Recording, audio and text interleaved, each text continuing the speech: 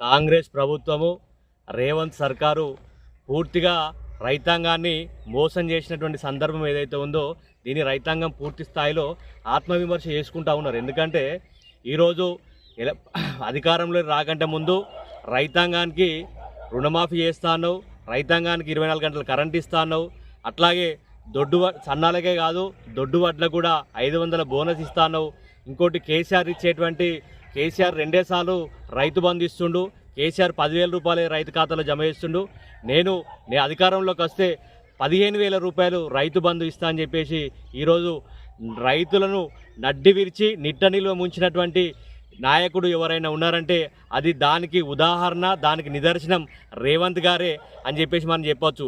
ఈరోజు ఏదో వడగొట్టినట్టు, ఏదో రైతాంగానికి ఏదో వేసినట్టు మీ ప్రభుత్వమే కదా చెప్పింది రైతుకు ఏకకాలంలో రుణమాఫీ చేయండి, హరీష్ రావు రైతులకు ఏకకాలంలో ఆగస్టు 15 వరకు రుణమాఫీ చేస్తా, హరీష్ రావు రాజీనామా చేస్తా అని చెప్పేసి మాట్లాడినావు.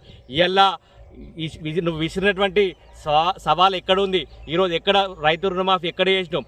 సుమారు 36,000 కోట్ల రైతు రుణమాఫీ చేసేది ఉంటే 18 కోట్ల రుణమాఫీ చేసి మొత్తం రుణమాఫీ చేసినట్టుగా సంకల్పం గుద్దుకొని జబ్బలు జరుచుకుంటూ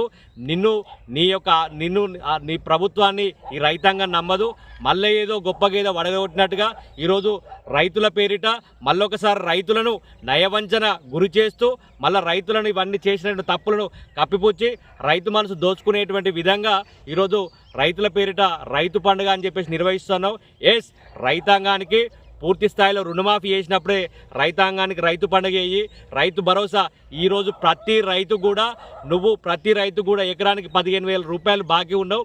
సుమారు 2 సార్లు రైతు బంధు ఇవ్వకుండా రైతులను నిట్ట నిలువున మోసం చేసినటువంటి గనులను రేవంత్ రెడ్డి అని చెప్పేసి కూడా తెలియజేస్తా ఉన్నా. దాంతోపాటుగా ఈరోజు కేసీఆర్ గవర్నమెంట్లో రైతు పెట్టుబడి సాయం దున్నకాలకు రాకంటే ముందే రైతు బంధు ద్వారా రైతుకు అవకాశం కల్పించి రైతుకు పెట్టుబడి సాయం ఎకరానికి 10,000 అందించిండు. ఇవాళ దున్నకాలు అయిపోయినాయి, వరి నాట్లు అయిపోయినాయి, కోయడం అయిపోయింది, అమ్మడం అయిపోయింది. కానీ ఇప్పటివరకు మళ్ళీ పునాస పంట మళ్ళీ పంటలు దున్నకాలకు రైతులు మొదలు పెడుతున్నారు. అయినా ఇప్పటివరకు కూడా రైతు అకౌంట్లో ఎక్కడ కూడా రైతు భరోసా పడలేదు. దీన్ని పూర్తికంటే దేశానికి వెన్నెముకని రైతును కాబట్టి ఆ వెన్నెముకను ఇలా నిట్ట నిలువున మోసం చేసిన చరిత్ర నీది.